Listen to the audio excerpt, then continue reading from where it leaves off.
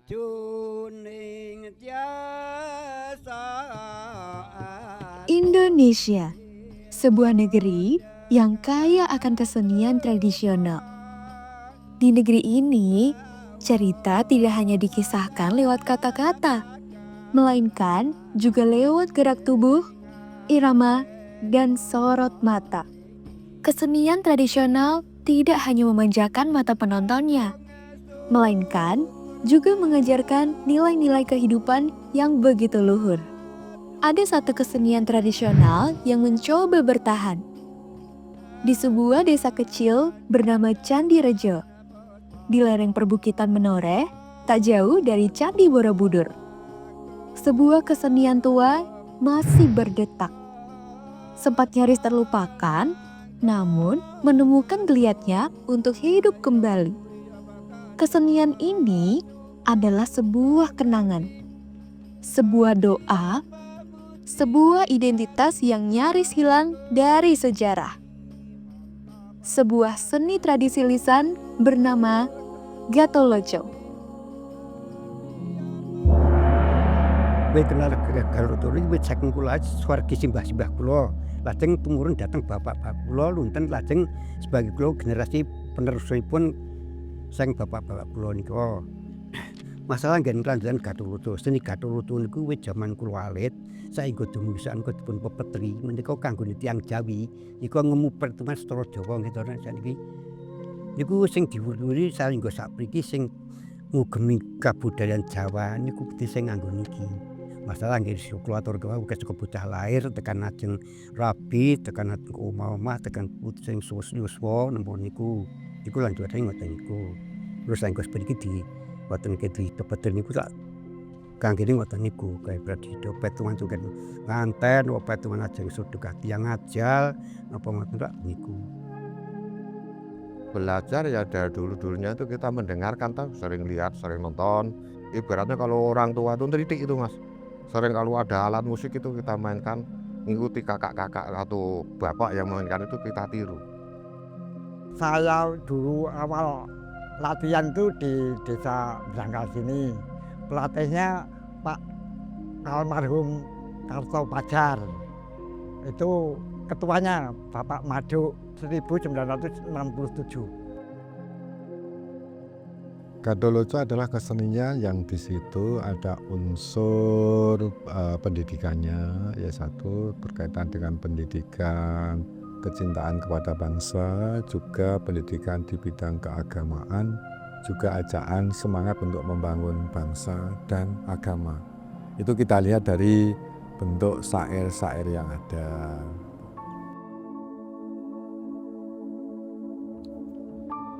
Pranoto Mongso merupakan ilmu tradisional masyarakat Desa Candi Rejo yang dijadikan petunjuk untuk melakukan berbagai jenis aktivitas dalam kehidupannya. Aktivitas tersebut antara lain pertanian, bepergian, menangkap ikan, membongkar atau membangun rumah, hingga tradisi dan ritus yang dilakukan. Ilmu Pranoto Mongso saat ini masih terus dijalankan oleh masyarakat, terutama orang-orang yang sudah sepuh. Syair-syair lagu di dalam kesenian Gatholoco memiliki maksud dan makna sendiri. Di antaranya, ada 8 tembang yang cukup sering dilantunkan. Tembang pertama berjudul Sarju, syair yang bermaksud memberikan penghormatan kepada khalayak penonton. Tembang kedua adalah Amboh Sedoyo, syair yang bermaksud memohon izin jika para penari akan masuk untuk menari. Tembang ketiga adalah Wulang Sunu, yang isinya adalah memberikan pelajaran kepada bocah atau anak. Kami Ulun, syair yang menyiratkan tentang perwataan. Ingong Siswo, syair yang menerangkan kehidupan manusia. Syair yang keenam adalah Ponco Sudo Panikah Nganten, sebuah syair yang mencocokkan tentang pernikahan. Selanjutnya, syair berjudul Mokso Koso, yaitu syair yang menjabarkan tentang hitungan musim yang berjumlah 12. Terakhir adalah Lampah Roto, sebuah syair yang menjadi selingan saat menari. Kedelapan syair itu cukup sering dilantunkan saat pementasan kesenian ini. Bersatu Candi Rejo maju, bersih lingkungan tanpa dadi asline, aman sabarang papan tura sandang lan pangan. Tertib tatanane negeri usaha, mereka hasil panjangkane Candi Rejo nuju desa wisata. Bersatu Candi Rejo maju, bersih lingkungan tamat dadi asline, aman sabarang papan murah sandang lan pangan. Tertib tatanane negeri usaha, murih kasil panjangkane Candi Rejo jadi desa wisata. Ya saya kira itu di nilai-nilai apa ya yang ada di syairnya itu. Di situ kan ada tentunya bagaimana tata cara kita itu, misalnya itu kalau kita misalnya mau menanam, itu kan ada sebuah apa ya pedoman untuk melakukan itu. Kemudian untuk mengetahui watak seseorang itu berdasarkan hari lahir kan ada juga. Itu edukasinya di dalam bentuk syair-syairnya itu. Apalagi kalau bagi pelaku langsungnya. Orang kalau ikut menari ataupun nanti ikut mendengar atau melihat kan biasanya itu dalam hati itu kan timbul gejolak emosinya lah. Melalui emosinya itu kan biasanya orang yuk sadar perasaan. Nah, ketika sadar perasaannya kan mereka akhirnya iya hidup itu harusnya kayak gini kan seperti itu. Gatholoco dulu bukan milik satu kaum, tapi milik semua insan yang punya kemauan memerhatikan perputaran bulan, membaca musim, dan memaknai hidup lewat gerak dan syair. Hingga di suatu hari pada tahun 2017, sebuah gagasan kecil menghidupkan kembali nyala yang hampir padam, bahwa Gatholoco milik mereka yang punya hati untuk menjaga. Muri kabudayaan Jawi sini Gatholoco menika wiwit kula generasi penerus saking bapak-bapak kula menika mulai tahun 96 saengga dumi sak menika. Dulunya itu Gatholoco itu 40 peserta. Dulunya itu pesertanya laki-laki semua, anak muda semua, Pak. Sekarang cuma saya ngerintis anak putri-putri itu, dulunya 18, sekarang kesibukan orang itu ya enggak tahu loh. Itu sekarang 12 jadi sekarang 8.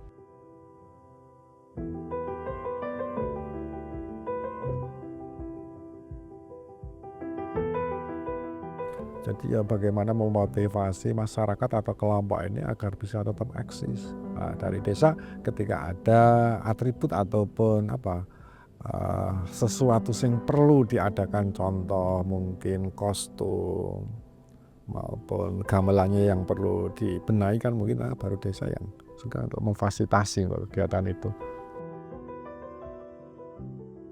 Gatholoco lahir dari syair, irama, dan keringat generasi-generasi terdahulu, utamanya kaum pria. Kini, di desa Candi Rejo, ia tidak lagi ditarikan oleh kaum lelaki, melainkan oleh gerak langkah kaum perempuan. Perempuan-perempuan yang hidupnya tak pernah lepas dari dapur, ladang, dan mengurus anak-anak, kini jiwa mereka seakan berbicara lewat tarian. Ada sesuatu yang sedang mereka jaga. Ada sesuatu yang sedang mereka upayakan untuk dihidupkan kembali. Gatholoco bukan sekedar kesenian. Ia adalah kenangan. Sebuah upaya untuk tetap ada dalam peta sejarah. Meskipun sejarah itu sendiri nyaris tak menyebut nama mereka. Saya tertarik mungkin karena darah seni dari simbah dan bapak saya udah turun ke saya, itu untuk berkesenian, jadi saya sangat tertarik. Sesuatu yang besar terkadang dimulai dari keinginan kecil. Pada tahun 2017, Bu Sri Budiatiningsih ingin membuat pertunjukan kecil untuk peresmian Balai Ekonomi Desa atau disingkat Balkondes. Tapi bukan sembarang pertunjukan, ia ingin menampilkan sesuatu yang asli. Berasal dari tanah mereka berpijak, tercetuslah sebuah nama yang nyaris terlupakan, Gatholoco. Sayangnya, tak banyak yang ingat bagaimana cara membawakannya. Sayangnya pula, banyak yang ragu apakah mereka bisa membawakannya seindah di masa lalu. Tapi perempuan-perempuan ini seolah mendapat panggilan, entah dari mana asalnya. Panggilan yang membuat mereka akhirnya memilih untuk mencoba. Ada sesuatu yang kembali hidup. Gerak tari yang dulunya milik kaum pria kini mengalir di tubuh para wanita. Tapi ini bukan soal siapa yang lebih pantas. Ini soal siapa yang lebih mencintai. Dari latihan pertama yang kikuk, kemudian menari di atas panggung, dan pada akhirnya berhasil membuat mereka meraih gelar juara 2. Tapi kemenangan ini bukan soal piala. Ini tentang sesuatu yang akhirnya kembali bernyawa. Lewat langkah, lewat tepukan, dan lewat syair yang pelan-pelan mulai merasuk ke dalam jiwa dan raga.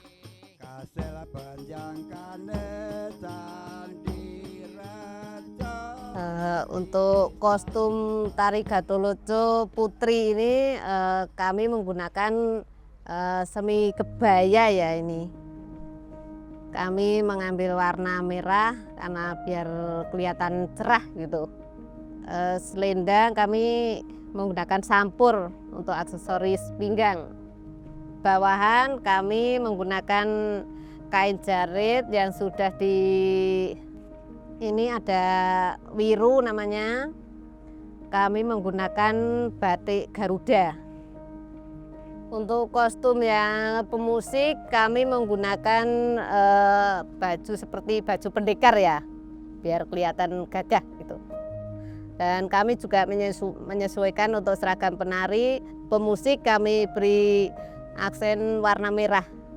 Untuk aksesoris kepala yang pemusik kami menggunakan ikat. Alat musik yang digunakan itu meliputi satu, itu ada jidor, ada ketiplak atau dodok.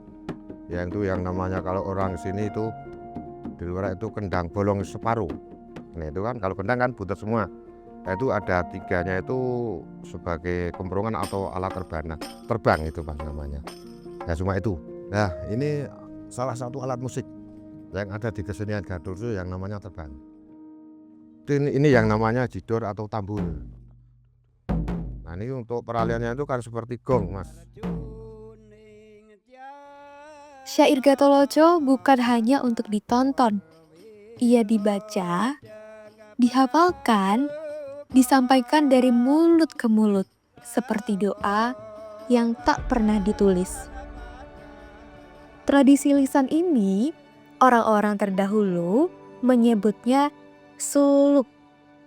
Suluk bukan sekedar lagu, tapi rangkaian petunjuk tentang hidup, tentang waktu, dan tentang cara menjadi manusia. Seperti irama dan gerakan, seperti tubuh dan jiwa, menyatu tanpa perlu dipertanyakan. Ya bagi saya semoga saja itu berterus. Kalau nanti saya masih hidup, itu saya pengen meremajakan anak-anak Pak Jarwo siap melatih sampai pintar Gatot segala-galanya. Anak-anak semoga tertarik di kesenian Gatot ini, jadi kesenian Gatot ini tidak punah gitu. Supados niki yang pun ngatos punah harapanipun ngoten. Supados saged sak andhape kula niku saged ngurus kabudayan menika. Ya, kesenian Gatholoco tetap harus eksis. Bagaimanapun juga melalui kesenian Gatholoco ada beberapa hal yang bisa disampaikan kepada masyarakat kaitannya dengan pendidikan agama juga cinta bangsa. Itu kalau kita lihat dari syair-syairnya kan tidak hanya melulu kaitannya dengan agama, tapi kan juga ada nilai-nilai untuk pendidikan kaitannya dengan bangsa kan. Tidak semua yang tua harus dikubur.